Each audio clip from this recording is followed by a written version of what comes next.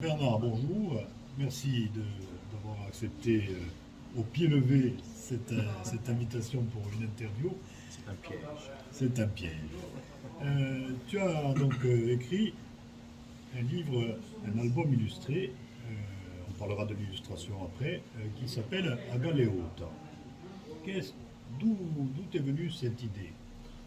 Alors, ça vient d'un projet qu'on a au sein d'une association, la Madounette, depuis 6 ans maintenant, depuis 2015, de reconstruction d'un bateau traditionnel à voile latine du XVIIIe siècle, donc un magnifique bateau qui s'appelle un chebec, qui s'appelait la Galéote.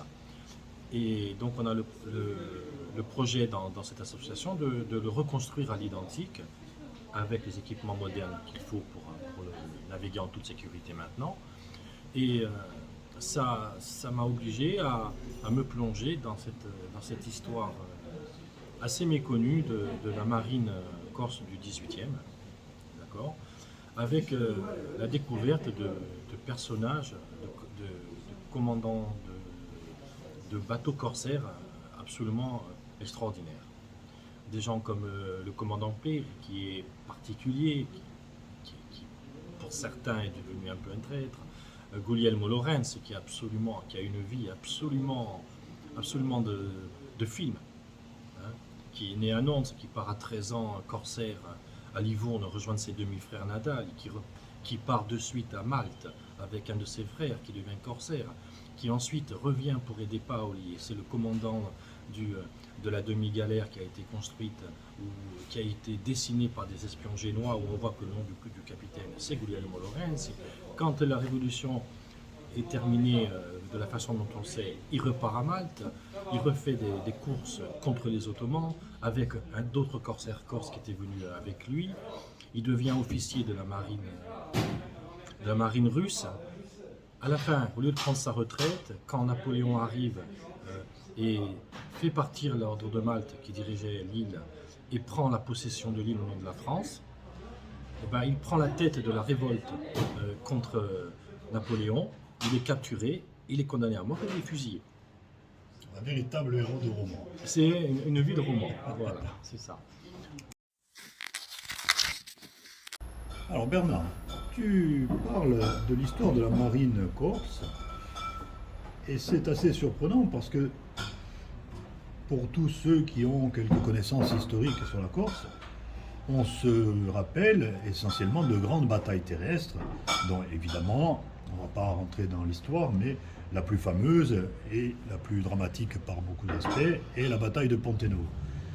Et cette marine extrêmement réduite, est-ce que finalement dans l'histoire, au-delà du roman, est-ce qu'elle a joué un rôle important? Alors, la marine corse, elle a eu un rôle majeur pour Pascal Pau, à plusieurs niveaux. Euh, il ne faut pas oublier que les ports de l'île sont restés aux mains des Génois, c'était les présides génois, hein.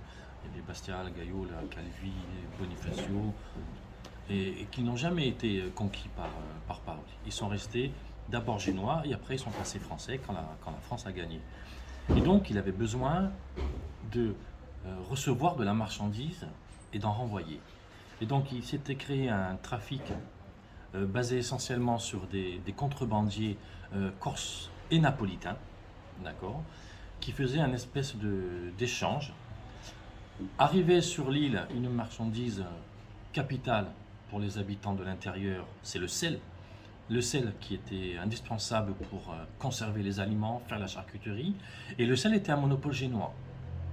Donc, Paoli a permis la création en gros d'une contrebande entre la terre ferme et la Corse, dans lequel arrivait dans l'île, malheureusement dans des endroits peu abrités comme l'abri de Prunette, parce qu'il y avait une tour qui a été conquise par Paul, etc., arrivait le sel, arrivait des armes, arrivait de la poudre, et repartait dans l'autre sens des déserteurs génois qui en fait, entre guillemets, étaient revendus à certaines armées, comme par exemple l'armée du royaume de Naples. Et il y avait des personnages assez extraordinaires. Il y en a un dont le surnom est El Moco, qui était un contrebandier d'origine napolitaine basé à Bonifacio, qui après a travaillé pour Paoli, et qui a été à un moment l'organisateur de cette contrebande entre Prunette et la terre ferme italienne. Voilà. D'ailleurs, il a eu une mort assez particulière, puisque c'était lui qui est devenu corsaire et qui était le commandant de la demi-galère corse qui avait été construite à Centaur et qui a été naufragée quelques mois après pendant un coup de libeccio très fort. Et il est mort dans le bateau avec son fils et 45 autres marins corses. Après, il y avait un autre rôle très important et symbolique. C'est que les corsaires capturaient des bateaux. Il y avait des lettres de course et il y avait des règles à respecter. Et notamment, certains pays, comtés ou républiques, ne devaient pas être capturés par les corsaires corses. Parfois, ça arrivait dans le feu de l'action. Et ce qui était extrêmement important pour Paoli, c'était qu'à ce moment-là, il y avait un duché ou une république qui parlait à l'État corse de Paoli pour demander la libération ou le remboursement ou la remise du bateau et de l'équipage parce que les règles avaient été bafouées. Le corail, parce qu'il y avait beaucoup de corail qui était pêché, qui était génois, mais qui avait un contrat avec le Piémont. Comme ils avaient le contrat avec le Piémont et que le Piémont avait un accord avec Paoli, Paoli a fait libérer les corallines génoises parce qu'elles travaillaient pour le Piémont. Alors, effectivement, tu cites d'ailleurs un épisode dans à Galeote. C'est ça. Et c'est très intéressant parce que ça démontre qu'il y a déjà un tissu de relations diplomatiques internationales qui a été construit par Paoli et par son administration. Oui, tout à fait. Et ça lui donnait, la marine lui permettait d'avoir un statut d'État officiel à la grande colère d'ailleurs de la République de Gênes. Oui, effectivement, surtout sur la mer. Voilà. Alors, a Galeote, dunque di un romanzo illustrato e gli è scritto tutto un corso.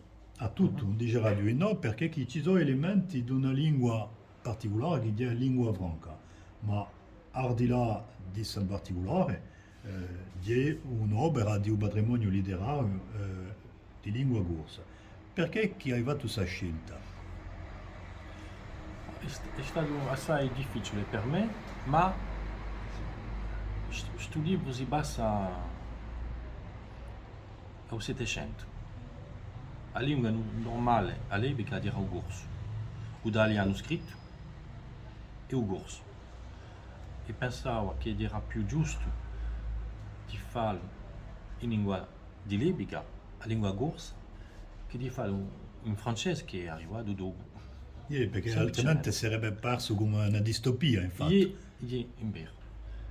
Ed è per questo che ho scelto anche la lingua franca, perché si fa all'epoca, ed è una storia bellissima la lingua franca, e che quando i marinai corsi pigliano questo attello genovese, il capitano parla italiano,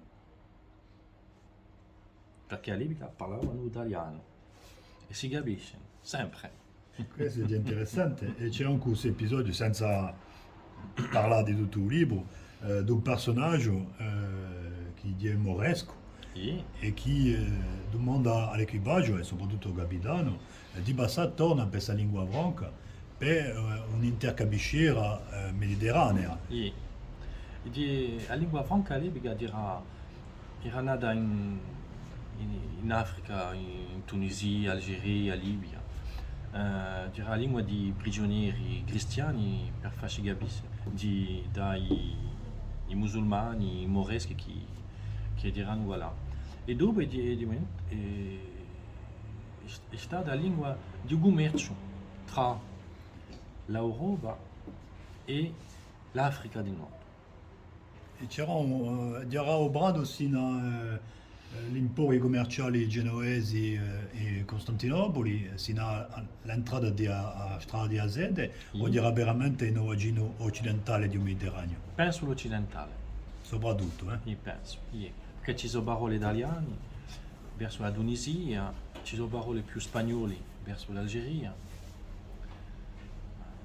Ed è assai semplice a capire e a Ça scrivere. raconte l'histoire de deux adolescents qui traversent une période historique extrêmement forte, Mais est-ce que ça en fait pour autant un livre destiné au jeune public, on dira? Alors, pour moi, non. Voilà. C'est vrai que je suis parti de l'idée de deux frères adolescents, parce que, en fait, je sentais l'histoire et j'avais envie d'en faire comment dire, une avancée dans la vie de ces deux frères, à une période difficile, dans des circonstances très difficiles, mais en même temps en essayant de leur garder un peu leur statut d'adolescent, mais qui allaient être obligés de mûrir et de grandir très vite, un peu en pensant à beaucoup d'histoires que l'on peut voir en bande dessinée ou dans les romans que l'on lit quand on est plus jeune, mais qui en même temps touchent à des sujets qui sont en fait plus adultes qu'adolescents. Oui, un peu comme un récit initiatique. Exactement, voilà. Parce que on a une guerre, on a une vie très difficile, on a des orphelins, on a des gens pauvres qui se retrouvent, des enfants qui se retrouvent à habiter au Quintet, et qui là rencontrent une vie qu'on a oubliée, la vie foisonnante de ce quartier d'Amarine, qui était très cosmopolite. Jusqu'à il y a peu, finalement. Jusqu'à avant le la guerre. XXe siècle. Voilà, jusqu'au début du XXe, jusqu'avant la guerre de 40. Et puis, avec en même temps quelque chose aussi qu'on a oublié, qui est la proximité que nous avions, nous, insulaires, avec la terre ferme. Avec les échanges permanents qu'il y avait entre la Toscane, même la Ligurie, la région de Naples, la Sardaigne, le Lazio et la Corse. Et je pense que c'était plus facile de le faire avec des adolescents curieux qui vont vivre des expériences parfois effrayantes, mais toujours un peu avec cette curiosité et ce courage qu'on peut avoir presque inconscient quand on est ado et qu'on perd assez vite quand on devient adulte. Oui, du coup, moi j'ai eu l'impression que finalement, à travers la fraîcheur qu'il y a dans le regard des adolescents, qui sont encore des enfants, tu imposes au lecteur de passer par ce prisme qui lui permet de comprendre cette immersion de la Corse dans l'espace méditerranéen beaucoup plus qu'elle n'est aujourd'hui, où la francophonie a obligé, mais a porté une orientation qui est nettement plus hexagonale qu'à cette époque-là. Tout à fait, c'est vrai. C'est exact, c'est assez bien dit. C'est gentil. C'est assez bien dit.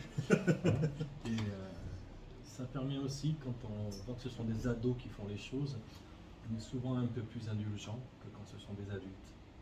Oui, il ne faut pas oublier cet aspect du droit à l'erreur de l'enfance, effectivement.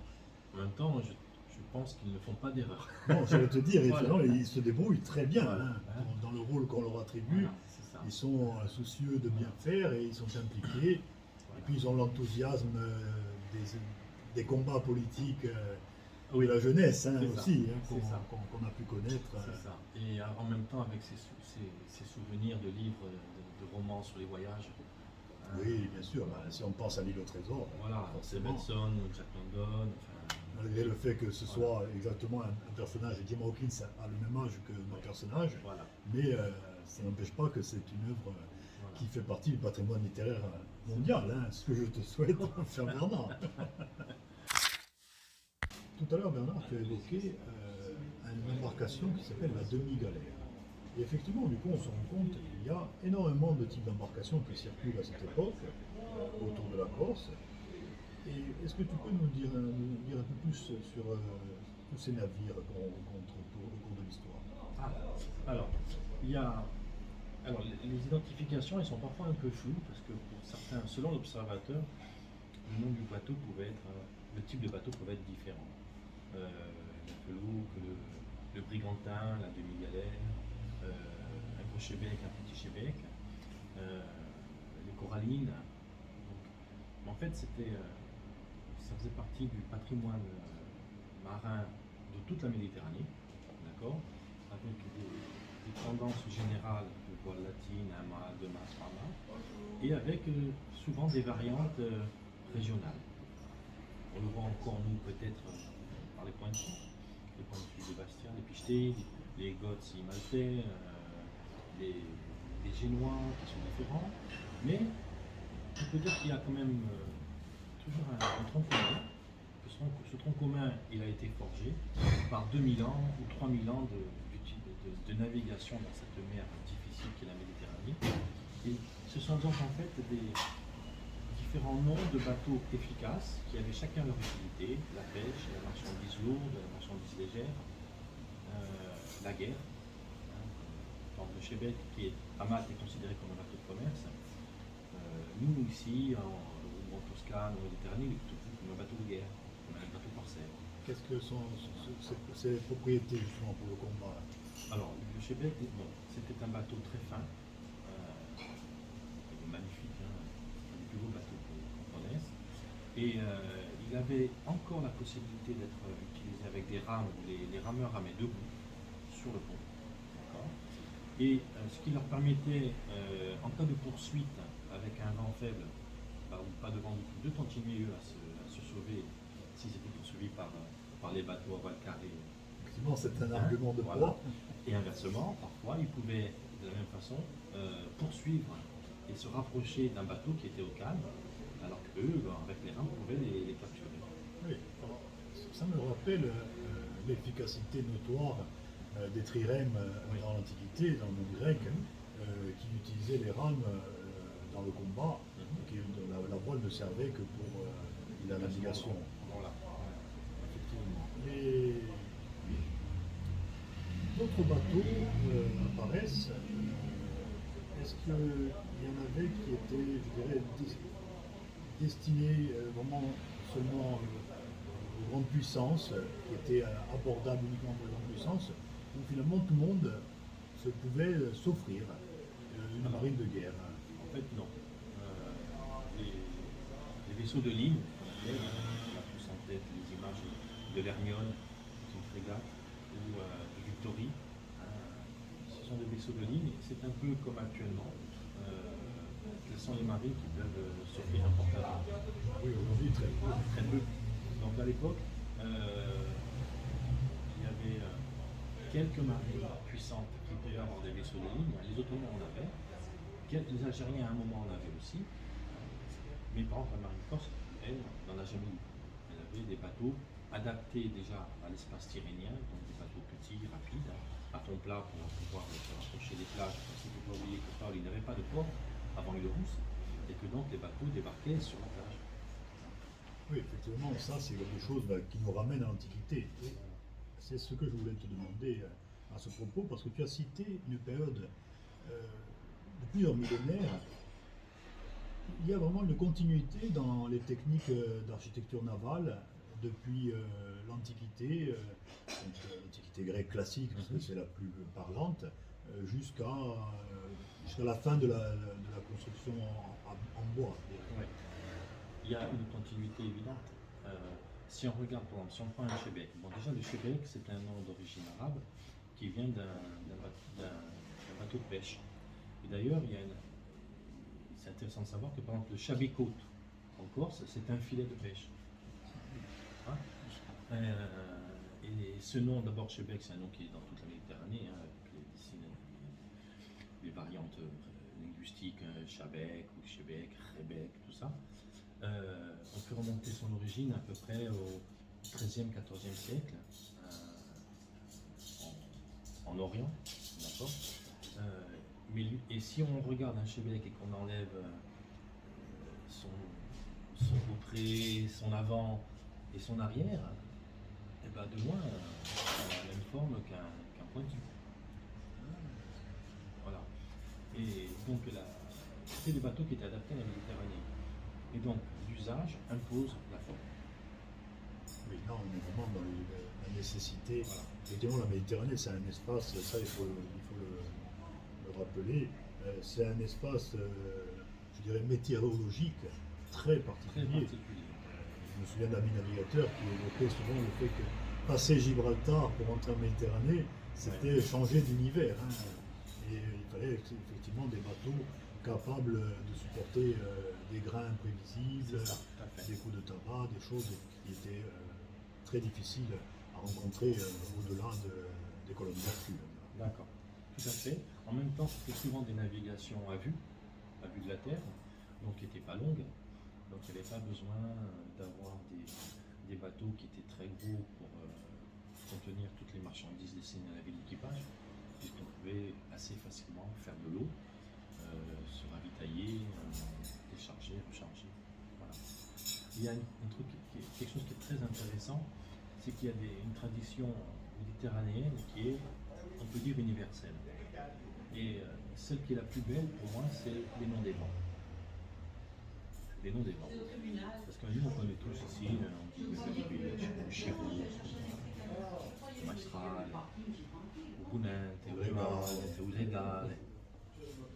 Et puis si on regarde les noms des vents dans les autres régions de Méditerranée, ce sont pratiquement les mêmes.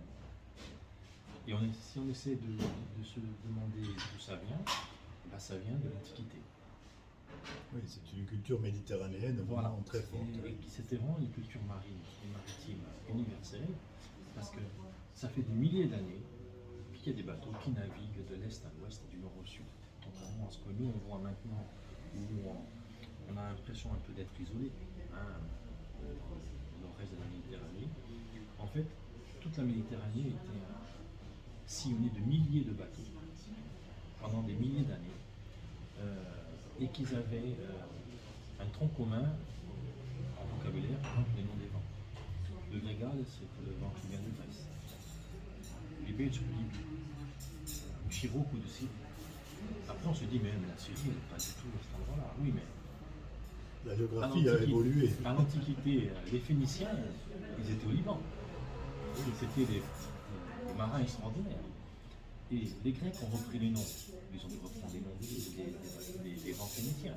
Si on regarde la Phénicie, on regarde où se trouve la Syrie, où se trouve la Libye, où se trouve tout ça, on est pas loin du Liban, pas loin de Chypre, on a les directions des vents qui correspondent avec les noms des pays autour. Effectivement, cet aspect d'une mer extrêmement fréquentée, ça me rappelle cette expression, ce terme grec de pontium. Ouais. On appelait d'ailleurs avant la mer Noire le pont Euxin. Ah oui. Et il y a vraiment cet aspect de considérer la mer comme une passerelle entre les territoires et puis entre les peuples. Là, tu as évoqué ça de façon extrêmement intéressante.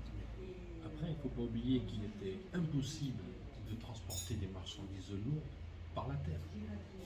Il y avait très peu de voies maritimes, de voies terrestres. Il y a pas de même, et ce que je dis pour le sud de la Méditerranée, c'est encore plus vrai pour la Corse. Voilà.